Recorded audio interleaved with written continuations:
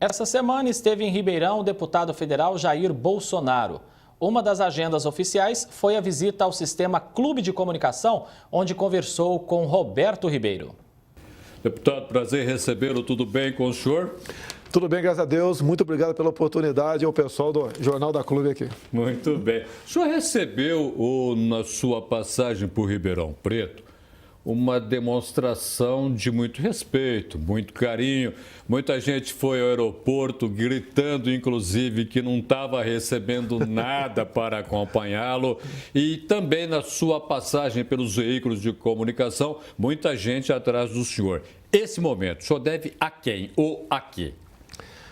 É a coerência que eu tenho ao longo de 7 mandatos de deputado federal, né? E uma retaguarda de 17 anos de Exército Brasileiro, cheguei até o posto de capitão.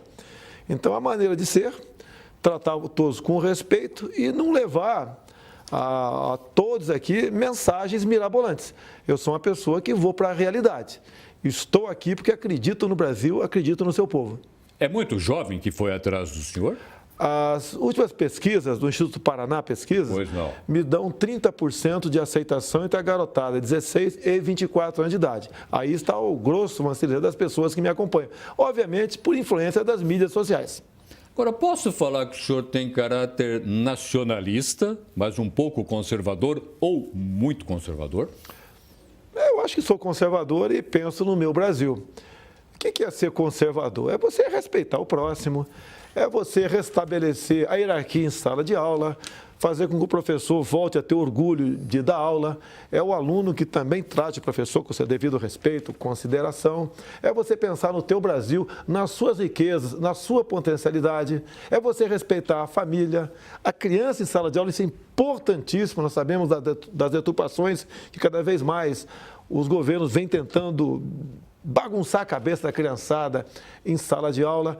É ser democrata, é acreditar e defender a liberdade de imprensa, que pese muitas vezes eu ser a primeira vítima, entre aspas, dessa grande mídia brasileira. Eu acho que é por aí, esse é autêntico. É autêntico, perfeito. O senhor está falando muito em sala de aula, em escola. Ideologia de gênero nas escolas, como é que o senhor analisa? Olha, isso começou, a ser mostrado para o público comigo no final de 2010, quando, andando na Câmara, numa comissão, estava se discutindo a distribuição de um material que convencionou-se chamar de kit gay. Ou seja, um conjunto de material, livros, cartazes e filmes, para passar para crianças de 6 anos de idade, para combater a homofobia. Não é por aí. Quem dá educação sexual para a criança é o papai e a mamãe. E joguei pesado nisso, o que acabou me valendo o rótulo de homofóbico, coisa que eu não sou. Ideologia de gênero é uma palavra até parece que bonita, né? Mas é para mostrar em sala de aula para o Joãozinho ou para a Mariazinha que ele pode ser menina no futuro e a menina pode ser menino no futuro. Nenhum pai quer isso daí. Nós queremos nosso filho homem ou mulher. O senhor também teve entreveros na Câmara por esse motivo. Muitos, né? Até porque a bancada de esquerda, PT, PCdoB e PSOL, sempre quiseram impor isso daí. E encontraram em mim uma resistência muito forte, muito atuante. Nada contra o homossexual. Cada um vai ter a tua vida, vai ser feliz com o bem entender. Agora, a sala de aula não é lugar para você disseminar isso aí. E eu duvido, qual pai acha que eu esteja errado nessa questão. E escola sem partido? A escola tem ou não que ter partido? Tem ou não que ter uma ideologia? Sua posição? Não, não tem que ter ideologia nenhuma. Uma escola agora da Paraíba resolveu pagar uma missão, um trabalho de fim de semana, por que não votar em Jair Bolsonaro? Não tem problema nenhum, mas também teria que pagar a missão também, já que é um trabalho, por que votar em Jair Bolsonaro? Então ele defende os dois lados. Tá? Ou tem que ter os dois lados. Pode haver o debate político em sala de aula, mas não pode haver uma condução por parte do professor. O professor não pode abusar daquela plateia cativa para impor a tua ideologia para a garotada. Então, somos favoráveis à escola sem partido. Mas que democrata, então, é o senhor? Eu sou, nessa área, eu sou liberal, A ideologia de gênero é uma coisa, isso eu não concordo, porque a educação sexual é por parte de papai e da mamãe.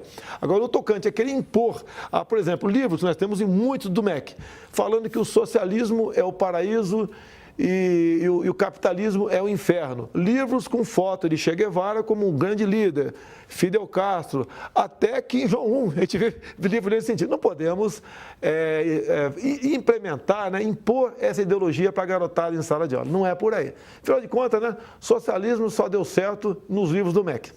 O senhor tem uma formação de militar. Sim. Militar respeita a hierarquia, é um bocado mais linha dura. Sim. Como militar ou como político, o senhor tem uma linha mais dura no trato com as pessoas que supostamente poderão conviver com o senhor caso o senhor seja eleito presidente da República? Olha, eu acredito que sem hierarquia, sem disciplina, nunca tu conseguirá ordem e progresso. Hierarquia temos até dentro de casa. Em determinados momentos nós mandamos, em outros a esposa manda. E tem que ser assim. Deixar o laissez-faire à vontade não vai dar certo. E você pode ver, as escolas, algumas no estado de Goiás e Amazonas, que foram militarizadas, conseguiram estar no topo de qualquer prova patrocinado pelo MEC. Temos uma escola de Manaus, que eu devo estar agora na formatura final do ano. Era a pior escola do estado. Hoje em dia é a quarta melhor, depois que ela foi militarizada. Essa militarizada entende o seguinte, é uma escola que passou a ter hierarquia e disciplina. Chamar a professora de senhora e não de tia. É o garoto aí cortar os cabelos, ninguém ficar com telefone celular na sala de aula, não ter droga escondida no intervalo, não ter palavrão, cantar o hino nacional, botar a mão no peito quando a sua pátria é exaltada. E nos livros escolares não tem ideologia de gênero também. E lá nem precisa de lei de escola sem partido. Não tem partido. O senhor tem, repito, uma formação militar, o senhor tem princípios e preceitos do militar. E o militar hoje está reclamando que tem muito do orçamento cortado para o Exército, para a Marinha nem se fala, para a Aeronáutica as dificuldades. O que acontece com o militar hoje que o senhor conhece tão bem no Brasil? Olha, no macro, isso não é de agora. O governo especial do PT nos maltratou em muito. Afinal de contas, nós das Forças Armadas e Forças Auxiliares somos o último obstáculo para o socialismo. Eles têm que quebrar, vergar a nossa coluna. Apesar de tudo isso, não têm conseguido, mas eles continuam buscando esse objetivo. Nós não somos comunistas porque houve de certa forma, uma participação militar na política em 64, que foi patrocinada, na verdade, pelo povo brasileiro. Então, evitamos ser comunistas naquele momento. A esquerda tem uma mágoa conosco no tocante a isso. E digo mais, né? Como em parte contou-se nas páginas da revista Veja, nas páginas amarelas, há poucas semanas, o comando do Exército evitou que o governo do PT criasse um fato e desse fato fosse colocado no Brasil o estado de defesa e não viesse a não ter o impeachment. Então, em grande parte, o Exército Brasileiro, com a Marinha Aeronáutica, evitou que se desbordasse a Constituição há pouco tempo e, dessa forma, o impeachment foi realizado e nós afastamos a senhora presidente Dilma Rousseff do PT. Militar na ativa, ele pode ter participação política? Não, nenhuma, zero. Inclusive é proibido pela própria Constituição. Por que o senhor acha isso? Não pode, nós não podemos ter partido nas Forças Armadas, né? Eu, quando me elegi vereador e fui diplomado, passei automaticamente para a reserva, ponto final. É uma opção que eu fiz. O senhor imagine um coronel no quartel, por exemplo, entrando com o teu carro com a bandeira do PT, no quartel vizinho do PSDB, no outro do PMDB. Isso não dá certo. O nosso partido é o Brasil. Uma das coisas que a gente tem sentido de preocupação do cidadão, o senhor está sentindo isso no dia a dia, é quanto à segurança. Segurança hoje, para o senhor, o que é? A segurança, para mim, começa dentro de casa. Já que o senhor falou agora há pouco em período militar, naquele período que nós vivemos, temos a mesma idade praticamente, o senhor comprava o seu revólver 38 na mesma, usando apenas a carteira de identidade. Quando começou essa política de desarmamento no Brasil, que na verdade é uma das facetas para uma possível ditadura, como vem acontecendo na Venezuela, cujo povo foi desarmado em 2012, tá? O que eu quero dizer com isso aí? A segurança dentro de casa, o direito ao cidadão de bem a comprar sua arma. Porque mais do que defender a tua vida, um povo armado jamais será subjugado por um possível ditador de plantão. Agora, dá direito à população se armar. A gente não pode criar algumas coisas que nós não estamos ainda preparados para enfrentar? Dá uma olhadinha lá no Rio de Janeiro, a briga entre gangues, o tiroteio que tem. Se o cidadão está armado, ele não pode também tomar posição, partido nesse sentido? A intenção da minha parte, sim, é tomar partido. Afinal de contas, quem é bandido... Tomar partido de que lado? Partido do lado do bem, é lógico. No Rio, todo e qualquer bandido está muito bem armado. E a arma deles não é 380, não é 32 ou 38, né? É 762. É munição de guerra, é fuzil, é metralhadora. O que nós queremos é o seguinte: o cidadão de bem dentro de casa tem o direito de se defender, que hoje você não tem paz nem dentro de casa. E na rua, parte da população, no que depender de mim, darei sim o porte de arma para essa pessoa. Você pode ver, nós estamos aqui num ambiente aqui de trabalho jornalístico. Não precisa me responder, por favor. Mas eu acho que não tem ninguém armado aqui. Acho. Agora, não tem. Eu acho. Não, então eu acho. Mas, vamos ver. Se alguém quiser entrar aqui e fazer uma maldade, atirar, ele faz. Como fez lá no jornal francês, o Charlie Hebdo. Afinal de contas, na França, o desarmamento é muito maior do que o nosso aqui. Agora, se ele tivesse a dúvida que poderia ter 4, 5, 6 armados aqui dentro, duvido que alguém entrasse aqui para fazer uma besteira em cima de nós. Agora, por onde que estão entrando as armas pesadas, algumas até de uso restrito, na mão da bandidagem? Há pouco tempo, pegaram um carregamento vindo de avião dos Estados Unidos com 60 mil fuzis no Rio de Janeiro. Entra pelas nossas fronteiras. Agora, não culpe o Exército pelas fronteiras. O americano, que tem uma fronteira de aproximadamente 4 mil quilômetros com o México, não consegue blindar a sua fronteira, né? E nós temos 17 mil quilômetros aqui. É impossível você tomar conta de tanta área. Agora, por outro lado, nós não temos liberdade para trabalhar nessas questões. Temos portaria do Ministério da Justiça que é proibido, por exemplo, tiro de advertência. É proibido você abordar um bandido apontando a arma para ele. Ou seja, tudo favorece para que a criminalidade cada vez floresça e trabalhe melhor contra o cidadão de bem. Agora, o cidadão de bem está assustado porque o bandido, o assaltante é preso, vai para a delegacia e está na rua de novo. Precisa mudar o quê para ele ser preso, ficar preso e dar um pouco de paz para quem está solto? Isso não aconteceu de uma hora para outra. Vem lá de trás de uma equivocada política de direitos humanos, depois em cima do politicamente correto. O bandido é tratado como vítima da sociedade. O governo tem implementado ultimamente uma política de desencarceramento.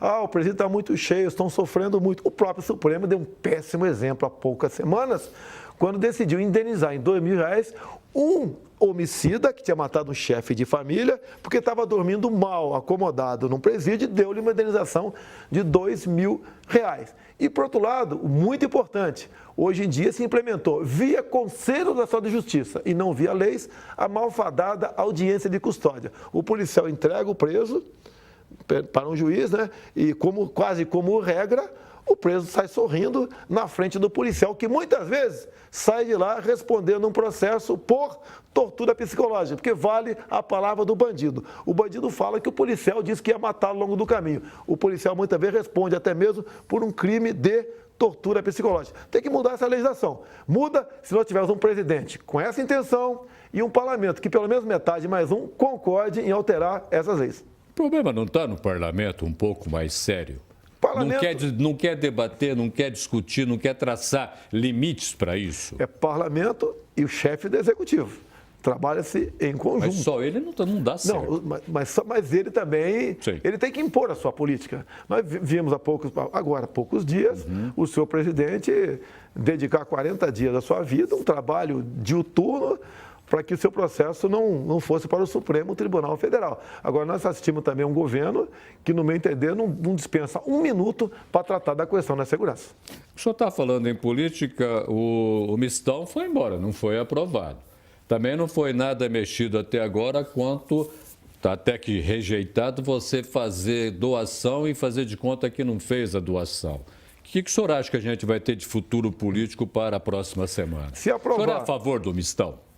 Chama-se distritão. Distritão, desculpa, também que é um mistão. Completamente contra, porque vai reeleger 90% da Câmara. Se o senhor quiser vir candidato, vamos supor que o senhor tem um potencial de 100 mil votos aqui, vamos supor.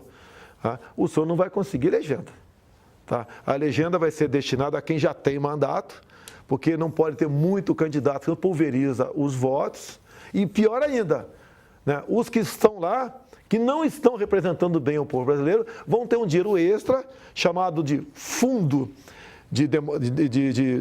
democrático, né, eleitoral, que esse dinheiro vai exatamente para quem está lá. Ou seja, quem está lá vai ter a legenda garantida e dinheiro para tal. Não vamos mudar absolutamente nada. E interessa esse distritão para grande parte que está lá, porque ele mantém os seus privilégios, né, de certa forma, ainda a imunidade parlamentar e ficar cada vez mais desbordando possíveis cumprimento de penas. O senhor estava no redemoinho do debate político lá. O senhor sentiu que a pressão da sociedade chegou ao parlamento e por isso também o parlamento falou, opa, vamos ver o que está acontecendo, não é esse o nosso caminho. Não, no momento eu não senti pressão, não está havendo pressão da sociedade no tocante aí o distritão ou até mesmo o fundo partidário, né? Esse fundo extra-partidário aí, ainda não. Até porque estavam muito à vontade.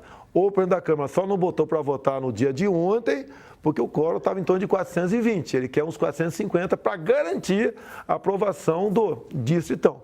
O distritão é péssimo. Eu quero aqui publicamente elogiar o PT, que está aprovando o distritão, depois de uma exigência de o voto em legenda também valer por distritão. Então o PT está trabalhando direitinho. Ouso dizer que nessa forma que está aí, caso venha a ser aprovada, o PT terá a maior bancada de federais a partir de 2019. O senhor tem lá as suas encrencas no parlamento, né? A Maria Rosário está atrás do senhor. O que o senhor tem a dizer a respeito daquilo que o Supremo já decidiu? O senhor pode recorrer, mas o que o senhor tem a dizer àquele respeito? Esse caso da Maria do Rosário começou em 2003. Eu acho que todo mundo já sabe da história. Nós estávamos discutindo no Salão Verde a redução da maioridade penal. E a Rede TV que me convidou. Ela perdeu os argumentos e me chamou de estuprador. Fui deselegante, sim, respondi para ela e não para as mulheres.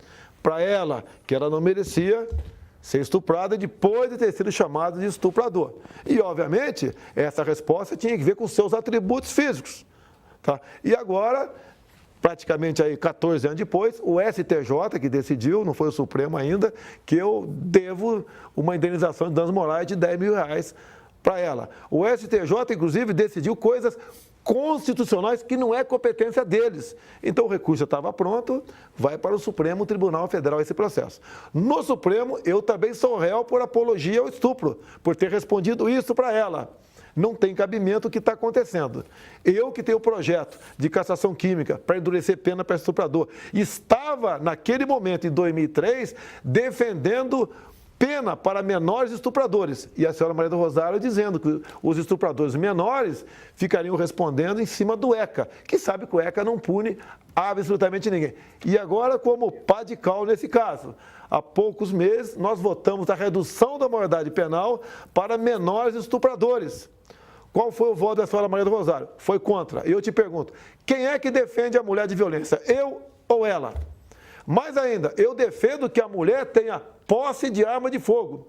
Vale muito mais uma mulher se defender de uma violência de alguém na sua residência ao ser invadida, vale muito mais ela ter uma arma dentro de casa do que ter um pedaço de papel escrito Lei do Feminicídio. Isso é uma enganação. A mulher se defende com seus próprios meios. Afinal de contas, o marginal não respeita a lei e desconhece até mesmo a lei. O caso dele é atingir o seu objetivo. A gente está ouvindo e está debatendo muito quanto ao tamanho da máquina, da máquina do governo federal. Dá para enxugar? Dá para fazer o quê? Nessa correlação de forças políticas, o presidente da República sempre acaba agradando lá quem ele precisa de votos. Dá para fazer o quê? Dá. Se você chegar lá sem dever nada para ninguém, como caso venha candidato, não, como nunca aceitei recursos de fora, você tem como chegar e montar a sua equipe. E com o apoio da população, impor a sua vontade. Tem como fazer isso. O governo, da sua parte, tem que encomendar rapidamente estudos, por exemplo, junto ao BNDES e começar, não é nem privatizar, é extinguir algumas estatais. As estratégicas, no meu entender, não. Nós não podemos colocar aqui, por exemplo, a nossa energia na mão de estatais ou empresas estrangeiras. Nós temos que fazer de tudo que aqui até viemos a privatizar a questão energética, mas que fique com os brasileiros. Olha uma coisa muito grave que começou a acontecer. Venda de terras agricultáveis para estrangeiros. Quem vai ser o maior comprador de terras agricultáveis no Brasil? Vai ser a China, estatal. Nós podemos, a curto espaço de tempo, dever a nossa segurança alimentar para a China. Que país é esse? Seremos inquilinos desse grande país chamado Brasil? Uma das coisas que eu acho que a gente está tentando entender até agora é quanto à possibilidade da urna eletrônica ter a impressão também de um comprovante. Tem, afinal de contas, alguma coisa estranha com essa urna eletrônica na votação? Vamos lá. Quando eu pensei na possibilidade de disputar eleições na frente, eu aproveitei um projeto de lei na Câmara que tratava de reforma política e emendei-o. De modo que a minha emenda garante para o ano que vem o voto impresso ao lado da urna eletrônica. Vai ser obrigado, então, na hora da votação, o eleitor vai lá, digita o número de seus candidatos, aparece o nome, ele aperta outro botão, a maquininha imprime, ele concorda, aperta um botão que ele vota cai na urna, não tem contato manual. A partir do dia seguinte, o senhor, de posse da apuração eletrônica em todo o Brasil, pode pedir na tua sessão a recontagem manual e tem que bater 100% disso daí. Não haverá fraude o ano que vem, caso a minha lei que trata do voto impresso seja cumprida pelo TSE. Para a gente encerrar a nossa conversa, o senhor se sente um representante das pessoas que têm tanta necessidade e estão descontentes com o Brasil que nós vivemos? Eu te garanto uma coisa, eu sou diferente de todos os pré-candidatos que estão aí. E grande parte da população tem encontrado em mim a possibilidade de começarmos a fazer um Brasil diferente. Nós temos tudo para ser uma grande nação. Terras agricultáveis, biodiversidade, riquezas minerais. Por que não temos turismo no Brasil? Por causa da violência. Temos um povo maravilhoso, um povo, grande parte, cristão, temente a Deus. Nós temos todo ingrediente para chegar lá. O que falta, no meu entender, é um presidente que seja honesto, tenha Deus no coração e seja patriota. Você começa o alicerce da tua casa por aí. A honestidade vem da onde? Vem de berço. Vem de berço em primeiro lugar. Eu já fui mais do que testado no tocante a isso. Fui citado por Joaquim Barbosa como o único parlamentar da Baselhada que não foi comprado pelo PT. Fui citado pelo Alberto Youssef como um dos 3 deputados do meu antigo partido que não pegou dinheiro na Petrobras. E fui o único entre 1.428 candidatos que receberam recursos via partido da JBS Friboi que devolveu o recurso depois de tê-lo sido depositado em sua conta. Então eu não tenho que dar prova de ninguém sobre honestidade. E honestidade vem de berço. E eu fui forjado e também 17 anos de Exército Brasileiro, que me orgulho e muito hoje em dia em ser capitão da reserva do Exército. JBS doou quanto ao senhor que o senhor devolveu? R$200 mil. Que é muito pouco. Não, eu faço campanha sem dinheiro, tá? Nunca aceitei de empresa nenhuma. Todas as prestações de contas, é só entrar no TSE lá do Rio de Janeiro, vai ter acesso a isso daí. Deputado, muitíssimo obrigado pela sua participação no Jornal da Clube. Obrigado, Roberto. Minha continência é o povo de São Paulo aí.